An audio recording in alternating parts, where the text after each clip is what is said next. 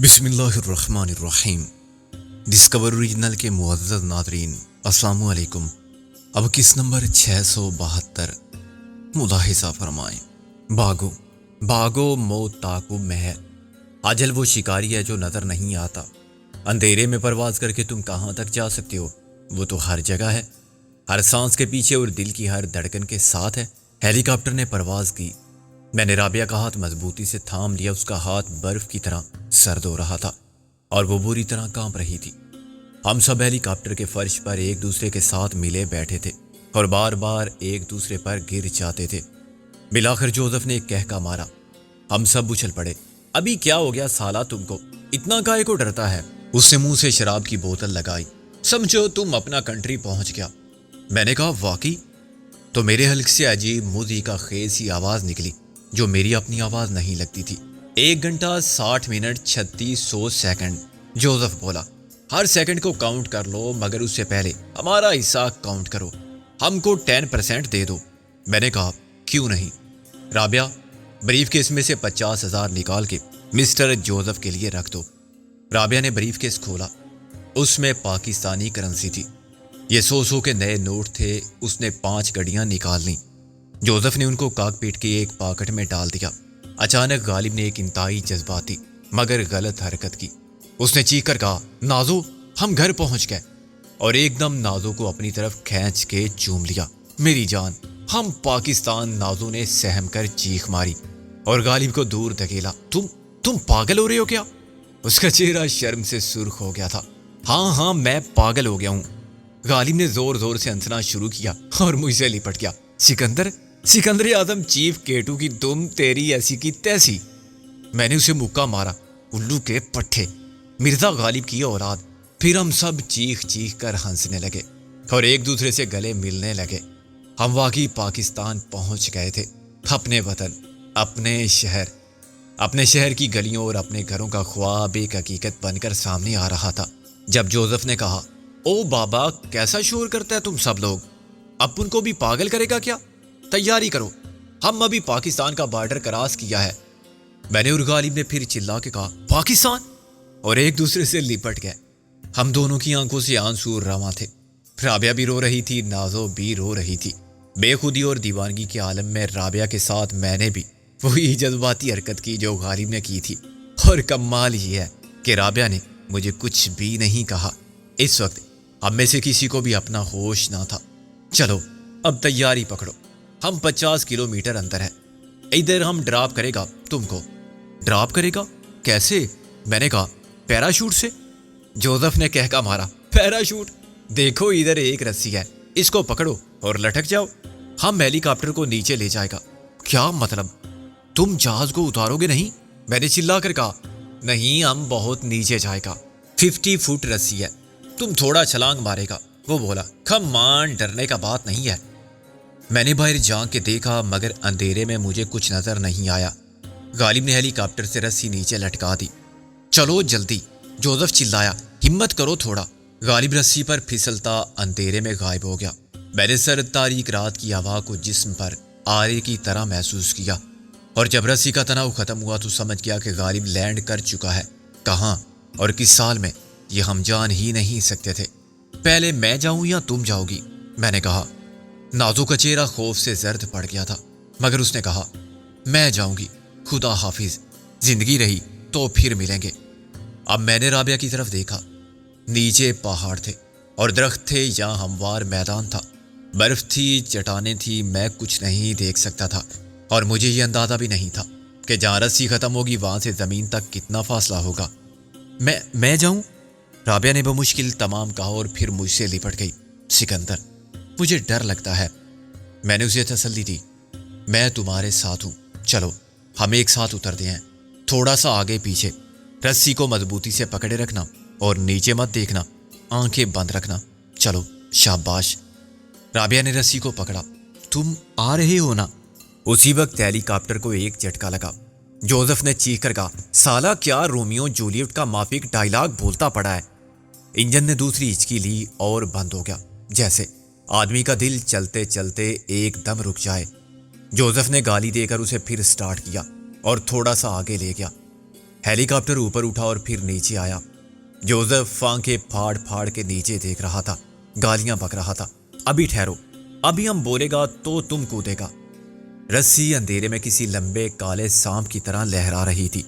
میں نے رابعہ کو ایک ہاتھ سے سمیٹ کر اپنے ساتھ لگا رکھا تھا، مگر وہ خزاں کی ہوا کا مقابلہ کرنے والے کمزور درخت کی طرح کانپ رہی تھی۔ ہیلی کاپٹر نہ جانے کدھر جا رہا تھا۔ غالب نازو بہت پیچھے رہ گئے تھے، مگر مجھے یقین تھا کہ ہم انہیں تلاش کر لیں گے۔ ہم جوزف کے اشارے کے منتظر تھے۔ ہیلی کاپٹر نیچے ہوتا گیا اور جوزف نے سر گھما کے ہمیں دیکھا۔ اسی وقت ایک زبردست دھماکہ ہوا۔ پائلٹ نے چیخ کر گالی دی۔ ہیلی کاپٹر ایک دم کٹی پتنگ کی طرح بے قابو ہو کے فضا میں ڈولنے لگا۔ Out, get out! جوزف دیوانوں کی طرح چلا کے بولا، why you want to die with me? تم میرے ساتھ کیوں مرنا چاہتے ہو؟ میں نے رابعہ کو کھلے دروازے کی طرف دھکیلا۔ Jump jump! اس نے رابعہ کو ایک گندی گالی دی۔ ہیلی کاپٹر ایک دم اوپر اٹھا، پھر نیچے آیا اور پھر یوں گھوما جیسے کوئی گھومنے والی کرسی کو ہاتھ مار کے گھما دے۔ یہ دست اجل تھا جس نے اچانک ہیلی کاپٹر کو اپنی گرفت میں لے لیا تھا۔ ابھی تک میں نے وہ شعلہ نہیں دیکھا جو ہیلی کاپٹر کی دم پر بڑک اٹھا تھا۔ اب مجھے صورتحال کی سنگینی کا احساس ہوا۔ ہیلی کاپٹر کسی بھی لمحے گر کے تباہ ہو سکتا تھا۔ اس کے پچھلے حصے میں لگی ہوئی آگ بجھائی نہیں جا سکتی تھی۔ رابعہ رسی کو تھام کے اتر چکی تھی۔ میں نے دروازے میں سے کہا، جوزف، یہ کیا ہوا اچانک؟ اس نے ایک کہکا مارا جو بے جان، کھوکھلا اور موت کے آسیب سے اتنا ہی بھیانک محسوس ہوتا تھا جتنی پھانسی کے کنویں سے سنائی دینے والی کسی کی آخری چیخ۔ ڈیتھ ایسے ہی پکڑتا ہے بابا۔ اس نے ہیلی کاپٹر کو قابو میں رکھنے کی دیوانہ وار جدوجہد کو جاری رکھا۔ آئی ہیو بین ہٹ، مجھے نشانہ بنا لیا گیا ہے۔ کس نے ہٹ کیا ہے؟ میں نے نیچے جھانک کر رابعہ کو رسی پر پھسلتا دیکھا۔ یہ تمہارا پاکستانی گن تھا۔ وہ پھر ہنسا۔ یو سی، جوزف انڈین سالہ تھا، پاکستان میں آ کے مرا، and you know I am not a شہید۔ میں نے کودنے سے پہلے آخری بار کہا، تم کود کیوں نہیں جاتے؟ یو باسٹرڈ، تم چاہتے ہو میں آخری وقت میں بزدل بن جاؤں، اپنے اس خوبصورت پرندے کو اکیلا جل جانے دوں؟ نو دی ڈائی ٹو گیدر، ہم ایک ساتھ جان دیں گے۔ Now jump, get lost! میرے ہاتھوں نے رسی کو تھاما۔ دوسرے لمحے میں فضا کی گہرائی میں پھسلنے لگا۔ رسی کسی سانپ کی طرح بل کھا رہی تھی۔ ہیلی کاپٹر کی حرکت کے ساتھ ساتھ اس کا رخ بدلتا جا رہا تھا۔ رسی کے آخری کنارے پر رابعہ ابھی تک کویزاں تھی۔ اوپر آگ نے ہیلی کاپٹر کی دم کو نگل لیا تھا۔ سرد منجمد کر دینے والی رات میں درختوں کے پتے، نوچنے والی خزاں کی پاگل ہوا کا رقص جاری تھا۔ یہ ہوا شعلوں کو آگے دھکیل رہی تھی ہیلی کاپٹر کے اس حصے کی طرف جہاں ایک پاگل شرابی پائلٹ اپنی جان اور 50,000 نقد کی پرواہ کیے بغیر موت کو ہنستے ہنستے گلے لگانے پر تیار بیٹھا ہوا تھا۔ عین رابعہ کے سر پر پہنچ کر میں نے زمین کو اچانک اوپر آتے دیکھا اور سمجھ گیا کہ ہیلی کاپٹر تیزی سے نیچے آ رہا ہے۔ رابعہ، رسی کو چھوڑ دو! میں نے چیخ کر کہا۔ رابعہ نے سر اٹھا کے مجھے دیکھا مگر رسی کو نہیں چھوڑا۔ اس روز پہلی بار میں نے رابعہ کو وہ گالیاں دی جن کو یاد کر کے میں بعد میں اکثر شرمندہ اور حیران ہوا کہ آخر ایسے فحش الفاظ میری زبان سے اس عورت کے لیے کیسے ادا ہوئے۔ کیا یہ موت کا خوف تھا یا زندگی کی محبت تھی؟ رابعہ کے ساتھ مرنے جینے کی قسم کھانا آسان تھا، مگر وقت آیا تو مجھے پتا چلا کہ میں اس کے ساتھ صرف جینا چاہتا تھا۔ رابعہ نے رسی کو چھوڑ دیا۔ تاریکی میں اس کا سفید سایہ کسی پاکیزہ آسمانی روح، کسی بادل کے بعد بان یا کسی امن کی فاختہ کے پھیلے پروں کی طرح دکھائی دیا۔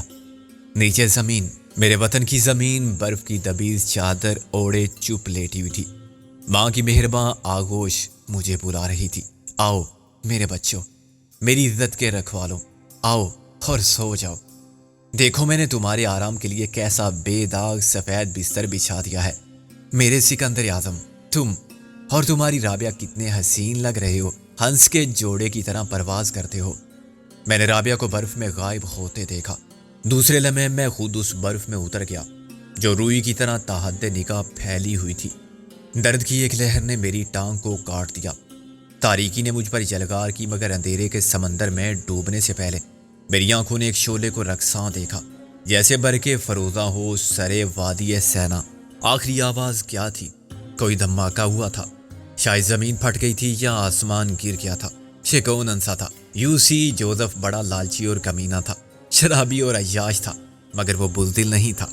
उसने मौत को शिकस्त दे दी थी। अगर वो चाहता तो एक बटन दबा के खुद को इजेक्ट कर सकता था, मगर उसने रुसवाओं के जीने से इनकार कर दिया।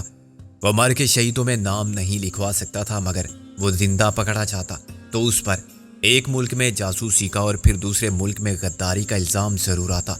वो बेघर बेवतन होता और आखिरकार उसे सजाए मौत सुनाई जाती। चुनाचे उसने बाइज्जत मौत को हंसते हंसते गले लगा लिया। रामनाथ अपने लाखों के साथ बिस्तर में लेट के मर गया तो क्या, और जोसेफ अपने 50,000 के साथ जल कर मर गया तो क्या। जीने की तरह मरने के भी तो अपने अपने अंदाज होते हैं। न जाने कितनी सदियां बर्फ में मदफून रहने के बाद मैंने आंखें खोलकर दुनिया को देखा तो नीले आसमान की शोख चमक ने मेरी निगाहों को खैरा कर दिया। मेरे कपड़े भीगे हुए थे और मेरा जिस्म ठोस बर्फ के आज़ा से बना हुआ लगता था। मैं बर्फ की एक सिल था या मुजस्मा था जो अब धूप की तमाज़त से पिघल रहा था।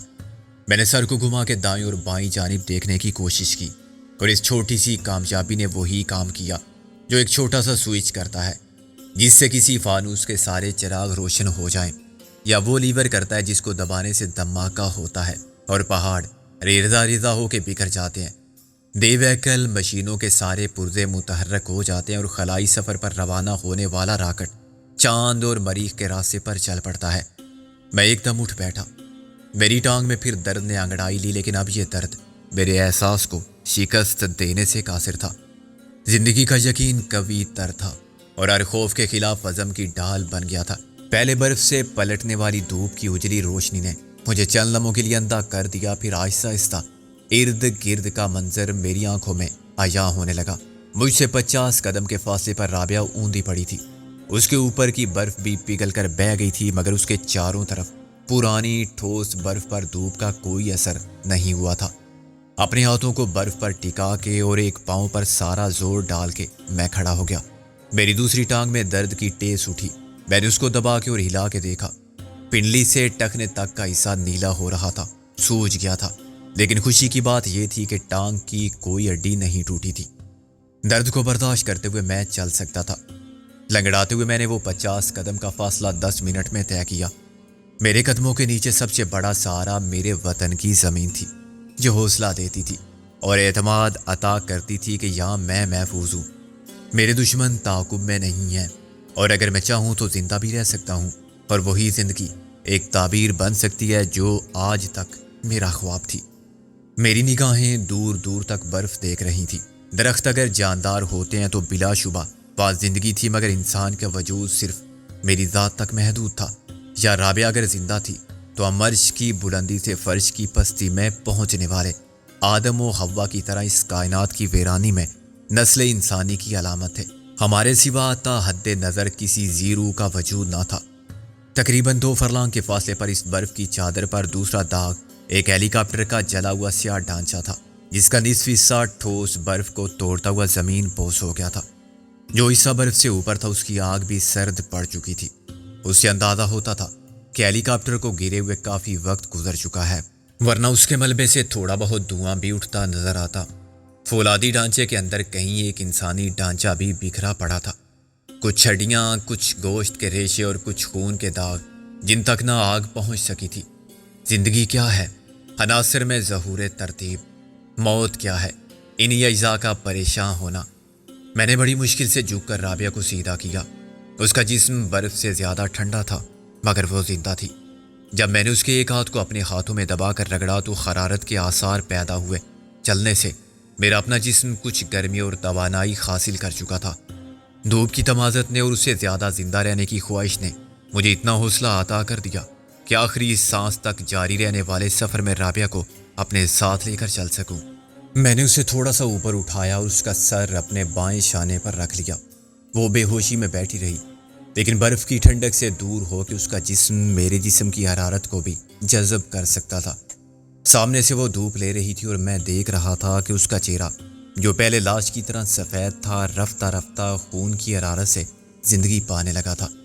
एक मशीनी अंदाज में राबिया के हाथों और पैरों को मलते हुए और हरकत देते हुए मैंने ये भी देखा कि चंद ज़ायरी चोटों के सिवा उसकी आज़ा सलामत है।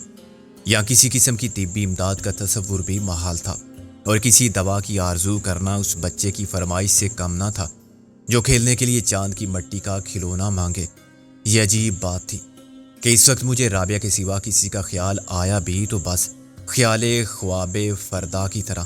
مجھے یاد تھا کہ حادثہ کیسے ہوا تھا اور حادثے سے پہلے کیا ہوا تھا۔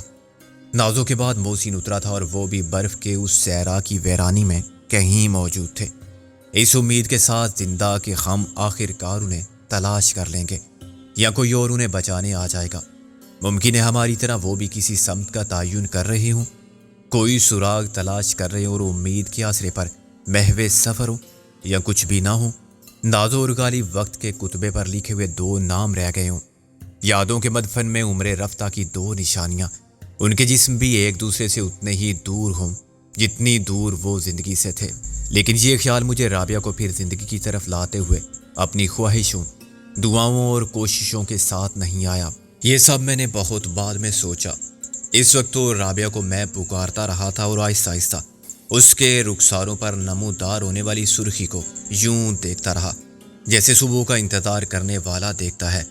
مجھے قطعی اندازہ نہ تھا کہ میری کوشش کب بار آور ہوگی، اور میں نے یہ بھی نہیں سوچا کہ رابعہ کے ہوش میں آنے کے بعد میں کیا کروں گا۔ پوری یکسوئی کے ساتھ میں اس کے وجود میں اتنی حرارت اور توانائی برتا رہا جتنی اسے ایک بار آنکھیں کھول کر میرا نام پکارنے کے لیے درکار تھی۔ مجھے کسی حرف دعا کی ضرورت نہیں تھی۔ زبان کا ذریعہ اظہار تو انسان کے لیے ہے، خدا تو دل کی آواز سنتا ہے، اور میرے دل کی ہر دھڑکن ایک دعا تھی جو مسلسل عرش کے دروازے پر دستک دے رہی تھی، اس کے انصاف کو پکار رہی تھی جو رحمان ہے، جو رحیم ہے، کہ مجھے رابعہ بھی چاہیے، ورنہ یہ زندگی بھی نہیں چاہیے، کیونکہ میں نے اسے وہ پیار کیا ہے جس کے دامن پر کوئی داغ نہیں، جس پر مجھے کوئی ندامت نہیں، کیونکہ اس پر کسی پہلو سے بھی کبھی خبث کا الزام نہیں آیا۔ دوپہر کا سورج سر پر آیا تو رابعہ نے آنکھیں کھول کے اور کرا کے کہا، سکندر تم میرے پاس ہو نا؟ اور میں نے اسے چوم کے کہا، میں کب تم سے دور تھا میری جان۔ رابعہ نے ایک گہری سکون کی سانس لی اور پھر آنکھیں بند کر لی۔ میں نے کہا، رابعہ اٹھو، آؤ اپنے گھر چلیں۔ رابعہ نے پھر آنکھیں کھولی۔ یہ اپنا گھر نہیں ہے کیا؟ میں نے کہا، یہ اپنا پاکستان ہے۔ پاکستان میں ایک شہر ہے لاہور، وہ کہتے ہیں نا، جن نے لاہور نہیں ویکھیا وہ جمیا ہی نہیں۔ لاہور، اس نے زیر لب کہا، ہاں، اور لاہور میں ماڈل ٹاؤن ہے نا؟ وزیر خان نے وہیں بنایا تھا ایک گھر ہمارے لیے، میں وہاں مرنا چاہتی تھی، مجھے وہاں لے چلو سکندر۔ میں نے اس کے آنسوؤں کو پی لیا۔ میں تم کو وہیں لے جاؤں گا رابعہ، مگر مرنے کے لیے نہیں، جینے کے لیے۔ میرے ساتھ جیو گی تم نے وعدہ کیا تھا۔ اٹھو، ہمت سے کام لو، تمہیں کچھ نہیں ہوا ہے، تم اٹھ کے چل سکتی ہو، میں سہارا دوں گا تمہیں، شاباش، چلو اٹھو۔ میں نے اسے سہارا دے کر کھڑا کرنے کی کوشش کی، جس میں نے اپنے جسم کی ساری توانائی صرف کر دی۔ آخر کار وہ کھڑی ہوگی اور لمبے لمبے سانس لینے لگی۔ میرا سانس پھول گیا تھا۔ یہ گلگت یا چترال کا علاقہ تھا اور ہم بہت بلندی پر تھے جہاں آکسیجن کم ہو جاتی ہے۔ میں نے کہا، دیکھو رابعہ، ہم کو اس برف کے صحرا کو عبور کر کے کسی آبادی تک پہنچنا ہے رات ہونے سے پہلے۔ رابعہ نے خالی خالی نظروں سے مجھے دیکھا۔ ہمیں پہلے ان کو تلاش کرنا ہے سکندر، نازو اور غالب کو۔ مجھے کوئی اندازہ نہیں کہ وہ کہاں کودے تھے، لیکن ہم انہیں ضرور تلاش کریں گے۔ تم چل سکتی ہو نا؟ کوئی ہڈی تو نہیں ٹوٹی ہے؟ رابعہ نے باری باری دونوں ہاتھ ہلائے، پھر دونوں پیروں کو حرکت دی۔ نہیں، مگر چوٹیں آئی ہیں، میں نہ جانے کتنی بلندی سے گری تھی، بس برف نے بچا لیا۔ نرم روئی کی طرح برف کا ڈھیر تھا، اب تو پگھل کے بہہ گیا۔ میں نے کہا، تمہارے کپڑے گیلے ہیں، سوکھ جائیں گے کچھ دیر میں۔ میں تو ڈر رہا تھا کہ تمہیں نمونیا نہ ہو جائے۔ وہ آہستہ سے مسکرائی۔ تمہارے ساتھ مجھے کچھ بھی نہیں ہو سکتا۔ وہ کیا ہے؟ ہیلی کاپٹر؟ ہاں، پہلے ادھر ہی چلتے ہیں، میں نے کہا، اور رابعہ کا ہاتھ پکڑ لیا۔ ہم آہستہ آہستہ قدم بڑھانے لگے۔ یہ حادثہ کب ہوا تھا سکندر؟ کل رات یا پرسوں رات؟ میرا خیال ہے کل رات۔ پرسوں رات کی بات ہوتی تو ہم زندہ کیسے رہتے؟ میں نے کہا، اس وقت کیا بجا ہوگا؟ 12 ساڑھے 12۔ گھڑی نہیں ہے کیا؟ رابعہ بولی، ہے مگر 2:10 پر رک گئی ہے۔ میں نے کہا، حادثے کا یہی وقت ہوگا، یعنی 10 گھنٹے ہو گئے۔ کیا یہ معجزہ نہیں ہے کہ ہم زندہ ہیں؟ اتنی دیر برف میں دفن رہ کے کون زندہ رہتا ہے؟ ہاں ہم بہت خوش قسمت لوگ ہیں، جوزف اتنا خوش قسمت نہیں تھا۔ کیا وہ مر گیا؟ میں نے ہیلی کاپٹر کے شکستہ اور سوختہ ڈھانچے کی طرف دیکھ کر آبری۔ ہاں رابعہ، پاگل آدمی تھا وہ، بالکل پاگل، جیسے جیا ویسے ہی مر گیا اپنی مرضی سے، میرے کہنے سے وہ نہیں مانا۔ تم نے کیا کہا تھا؟ وہ ہیلی کاپٹر سے نکل سکتا تھا، بس ایک بٹن دباتا اور سیٹ خود اسے فضا میں اچھال دیتی، پیراشوٹ خود بخود کھل جاتا اور وہ آرام سے اتر جاتا۔ پھر اس نے کیوں نہیں مانی تمہاری بات؟ میرا خیال ہے وہ ڈرتا تھا کہ پکڑا جائے گا تو دھوبی کا کتا ہو جائے گا، یا اس پر مقدمہ چلے گا کہ وہ غیر قانونی طور پر پاکستان کی فضائی حدود میں داخل ہوا جاسوسی کرنے کے لیے۔ اسے نیچے سے کسی نے نشانہ بنایا تھا۔ رابعہ نے حیرانی سے کہا، کس نے؟ غالباً سرحد کی حفاظت کرنے والوں نے، وہ کبھی غافل نہیں ہوتے۔ پہلے اتفاق رہا یا خوش قسمتی کہ وہ آتا تھا اور نکل جاتا تھا، ہر بار خوش قسمتی ساتھ نہیں دیتی۔ ہاں، اس بار شامت اعمال بن کے ہم جو ساتھ ہو گئے تھے، بڑے سبز قدم ہیں ہم لوگ۔ رابعہ نے احساس جرم کے ساتھ کہا، جس نے بھی ہمارا ساتھ دیا، ہماری مدد کی، وہی مارا گیا۔ ایسا مت سوچو، مجھ سے اب چلا نہیں جاتا۔ رابعہ نے کہا، میرے بازو میں اور اس طرف پسلیوں میں اور اس ٹانگ میں گھٹنے سے اوپر درد ہے۔ میں نے کہا، گرنے سے چوٹ تو آتی ہے، یہ دیکھو کہ کوئی فریکچر ہوتا تو ہم ہل بھی نہ پاتے، وہیں پڑے پڑے سردی اور بھوک سے اکڑ کے مر جاتے۔ ابھی بھی کیا ہوگا؟ وہ مایوسی سے بولی۔ میں نے اسے کمر میں ہاتھ ڈال کے سہارا دے رکھا تھا اور خود بھی اس کے سہارے پر لنگڑاتا ہوا چل رہا تھا۔ ہمارے آس پاس لمبے تنوں والے پہاڑی درخت تھے جن کی خزاں رسیدہ بے برگ شاخیں ویرانی کے تاثر کو مزید گہرا کرتی تھیں۔ بہت بلندی پر چیل، عقاب جیسے پرندے سیاہ دبوں کی طرح نمودار ہو گئے تھے۔ اچانک برف کی چٹان کے پیچھے سے ایک لومڑی نمودار ہوئی۔ اس نے غور سے ہمیں دیکھا اور دبے پاؤں لوٹ گئی۔ پھر ایک برفانی گلہری نے برف کے بل سے سر نکالا۔ رابعہ نے سہم کر کہا، یہاں جنگلی جانور بھی ہوں گے؟ میں نے کہا، ڈرو نہیں، یہ کسی کو کچھ نہیں کہتے جب تک بھوکے نہ ہوں۔ یہاں ان کو کھانے کو کیا ملتا ہوگا؟ جس کا رزق جہاں ہو اسے مل جاتا ہے۔ میں نے کوئی اطمینان بخش جواب نہ پا کے ایک فلسفیانہ خیال پیش کیا، ہمیں کیا ملے گا یہاں؟ دیکھو، ہیلی کاپٹر ایسے ہی حادثے کا شکار نہیں ہوا تھا، اسے زمین پر سے نشانہ بنایا گیا تھا۔ اس سے کیا ثابت ہوتا ہے؟ یہی کہ اس علاقے میں بھی ہماری سرحدوں کے محافظ موجود ہیں۔ وہ ضرور گرنے والے ہیلی کاپٹر کا ملبہ تلاش کرتے پھر رہے ہوں گے۔ اگر ہم اس جگہ سے دور نہ گئے تو جب وہ یہاں آئیں گے، کب آئیں گے؟ جب ہم بھوک اور سردی سے اکڑ کے مر چکے ہوں۔ رابعہ پر سخت قنوطیت طاری تھی۔ نہیں، وہ بہت جلد آئیں گے، میں نے کہا۔ ہیلی کاپٹر کے قریب پہنچ کر میں نے رابعہ کو ایک خشک چٹان کے ہموار حصے پر بٹھا دیا۔ برف پگھل چکی تھی اور اب چٹان سے ایک توانائی بخش حرارت پھوٹ رہی تھی۔ میں نے کہا، تم یہاں آرام کرو، میں ہیلی کاپٹر کے اندر دیکھتا ہوں۔ اندر کیا دیکھو گے؟ جوزف کی جلی ہوئی لاش؟ مت دیکھو اسے، رابعہ بولی۔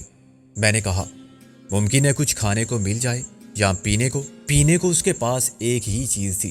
رابعہ مسکرائی، پیو گے؟ میں نے کہا، وہ میں تمہاری آنکھوں سے پی لیتا ہوں۔ ہیلی کاپٹر کا ڈھانچہ ہر طرف سے ٹوٹ پھوٹ گیا تھا، اس کے ٹوٹے ہوئے ٹکڑے دور دور تک بکھرے پڑے تھے اور برف ہٹ جانے کے بعد دھوپ میں چمک رہے تھے۔ دروازہ برف کے اندر دھنسا ہوا تھا، مگر مجھے اندر داخل ہونے کے لیے کسی دروازے کی ضرورت ہی محسوس نہ ہوئی۔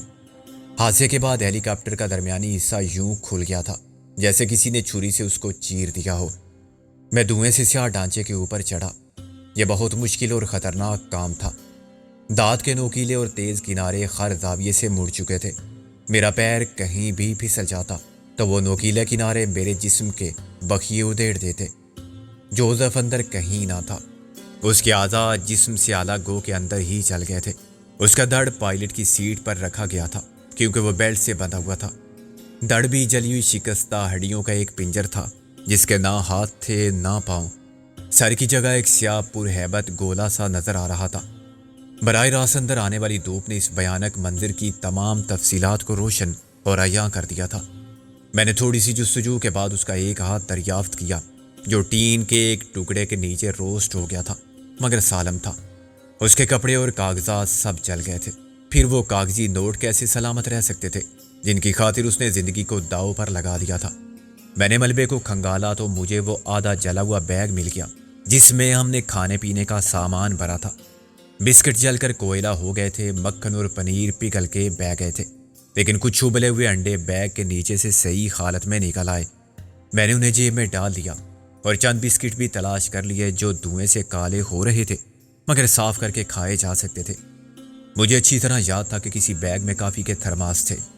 ایسے خوفناک تصادم میں کسی تھرمس فلاس کے اندر شیشے کی نازک بوتل کا سلامت رہ جانا بعید از قیاس تھا، مگر مجھے امید تھی کہ دانت کا بنا ہوا بیرونی خول نہ ٹوٹا تو آگ کی حرارت سے متاثر نہیں ہوا ہوگا، کافی اس کے اندر ہوگی اور شیشے کی بوتل کی ساری کرچیاں بھی کافی میں شامل ہوں گی، مگر اسے کپڑے سے چھان کے استعمال کیا جا سکتا تھا۔ 10 منٹ تک کونوں میں جھانکنے کے بعد میں مایوس ہو چکا تھا۔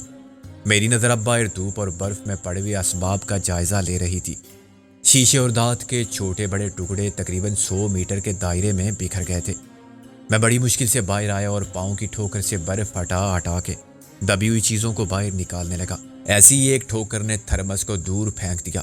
میں نے اسے دوڑ کے اٹھایا، اندر شیشے کی کرچیاں چھنک اٹھی، مگر تھرمس کے وزن میں سے میں نے اس کے اندر بھری ہوئی کافی کا اندازہ کر لیا۔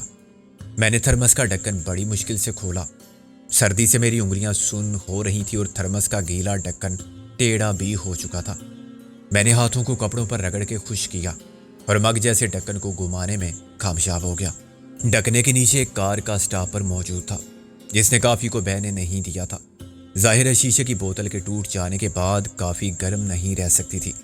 شیشے کے ہزاروں باریک اور تیز دار والے ٹکڑے کافی میں شامل تھے اور کافی کا درجہ حرارت وہی تھا جو برف میں دبے ہوئے ٹین کے ڈبے کا۔ میں نے کار گھٹا کے کافی کی مہک کو محسوس کیا۔ یہ ٹھنڈی یخ بستہ کافی بھی ایک ٹانک ثابت ہو سکتی تھی، بشرطے کہ اس کو شیشے کے ذرات اور کرچیوں سے الگ کر کے پیا جائے۔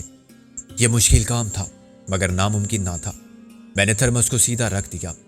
شیشے کا کوئی ذرہ مائع کافی میں خل نہیں ہو سکتا تھا۔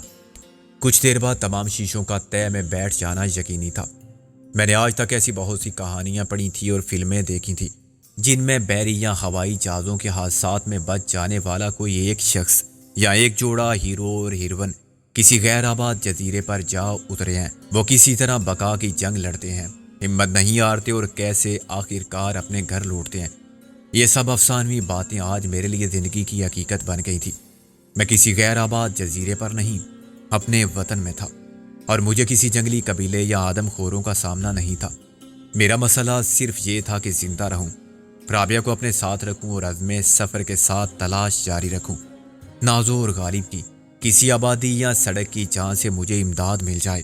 خوراک، کپڑے، دوائیں اور ٹرانسپورٹ سب مجھ سے بہت زیادہ دور نہیں تھے، شرط صرف صحیح سمت میں سفر کی تھی۔ ایک بات میں جانتا تھا کہ یہ انتہائی شمال مغرب کا علاقہ ہے، چنانچہ مجھے شمال اور مغرب کی طرف نہیں جانا چاہیے۔ گلگت یا چترال سے کاغان تک تقریباً 200 کلومیٹر کا فاصلہ جنوب کی طرف تھا۔ وہاں سے بالا کوٹ اور مانسیرا کے راستے ہم ایبٹ آباد پہنچ سکتے تھے، یا دوسری طرف سے ہم پہلے سوات اور پھر مردان جا سکتے تھے اور وہاں سے پشاور یا لاہور۔ سورج کی مدد سے میں نے جنوب مشرق کی سمت کا تعین کر لیا تھا۔ ایک تھرمس مل جانے کے بعد میں نے خود کو ایک عظیم مہم جو اور سراغ رساں تسلیم کر لیا۔ میرا دماغ ذہانت کے ساتھ صحیح خطوط پر سوچنے لگا۔ اگر تھرمس یہاں دفن تھا تو کیا اس سے یہ نتیجہ اخذ کیا جا سکتا ہے کہ گرد و نواح میں کہیں دوسری چیزیں بھی ہوں گی جو اسی تھیلے میں تھیں جس میں تھرمس تھا؟ تھرمس ایک نہیں تھا، 2 تھے۔ اسی میں ایسپرین تھی اور اینٹی بایوٹک ادویات تھیں، مرہم پٹی کا سامان تھا، خشک دودھ کے ڈبے تھے اور چاکلیٹ تھی۔ بحیثیت سراغ رساں مجھے سخت ناکامی کا سامنا ہوا، مگر میں اکیلا تھا، چنانچہ صرف اپنے آپ سے شرمندہ ہوا۔ مجھے ان میں سے کوئی چیز نہ ملی۔ میں نے تھرمس اٹھایا اور واپس چل پڑا۔ پھر مجھے ایک اور خیال آیا۔ میں نے تھرمس کو نیچے رکھا اور دوبارہ ہیلی کاپٹر کے اندر گیا۔ اندر آگ پکڑنے والی بہت سی چیزیں تھیں، مگر میں ان سب کو ایک ساتھ اٹھا کے نہیں لے جا سکتا تھا۔ میں اس چٹان تک گیا جہاں رابعہ تنہا بیٹھی ہوئی تھی۔ میں آ گیا، میں نے چلا کر کہا، اور یہ دیکھو میں کیا لایا ہوں۔